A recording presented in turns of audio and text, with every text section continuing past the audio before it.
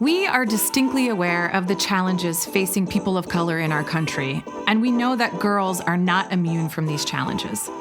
We also know that other demographic variables, such as socioeconomic status, age, and environment, can impact the experiences, perceptions, and outcomes for girls. At ROX, we use data to better understand girls' lives. So we surveyed nearly 11,000 girls throughout the country in the first of its kind research called the Girls Index.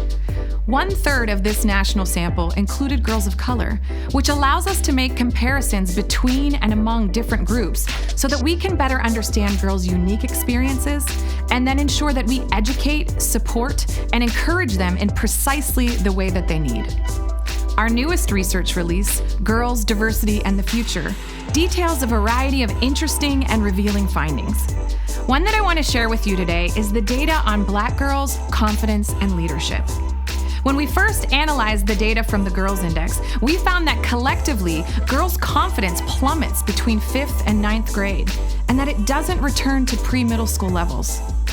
When we disaggregated this data by ethnicity, we found that the confidence of Black girls actually increases from elementary school to middle school, and that it remains higher than their peers throughout high school. We also found that when it comes to leadership, Black girls are the most likely to embody key traits of leadership. They're less afraid to speak their mind or share their opinion. Black girls are the most likely to embrace being in charge, and when compared to their peers, have an increased belief in their abilities and their leadership potential. While these findings are positive and illuminating, we know that simply being poised for leadership does not necessarily translate into opportunities to lead. These findings further challenge us to explore the factors, systems, and stereotypes that are holding back girls of color and push us to identify what we should be doing individually, programmatically, and systemically to address these disparities. To help us further understand these challenges as well as our opportunities to do better, I'd like to introduce you to my colleague, fellow researcher, and co-author of this report, Dr. Sybil West. Dr. West has been a part of this work since 2006, when the research study that ultimately led to the development of ROX was just getting started at Ohio State. She's an associate professor of counselor education at Indiana University of Pennsylvania, and also the co-director of the Frederick Douglass Institute for Intercultural Research. She continues to be a key member of our research and training teams, and I'm excited for you to hear directly from her. Sending this over to my hometown of Pittsburgh, Pennsylvania, Dr. Sybil West. Thank you, Lisa, and hello to all of you from Pittsburgh, Pennsylvania. I'm really excited for all of us to have gathered here today in support of girls. What a great opportunity for us to dig into the data and the findings of the Girls, Diversity, and the Future Impact Report. What is so cool is that now, more than ever before, the world is really starting to pay attention to issues of gender equity. But, despite the representation of women in some fields, we still see that women and girls are massively underrepresented across so many sectors. Then when we look specifically at the representation of girls and women of color, these disparities become even more stark. This reality made us want to dig deeper into the Girls Index data to understand how girls view leadership, how they view themselves, and then how they construct their identity as leaders. When we think about the requisite skills of leadership, we think about things like ensuring that girls possess the ability to share their thoughts and opinions with others, that they can disagree when necessary, and that they're not afraid to take a stand or to be in control. Our data showed that compared to their peers, Black girls score the highest in each of these areas. They're the most likely to want to be in charge, to share their opinions. And they're the least likely to shy away from leadership opportunities over fears that they'll be perceived as bossy. At the outset, this sounds so positive. But we live in a society that doesn't always embrace girls and women who share their opinions. As many of us have experienced, this can be viewed as aggressiveness. Sadly, this reality is only amplified for Black girls.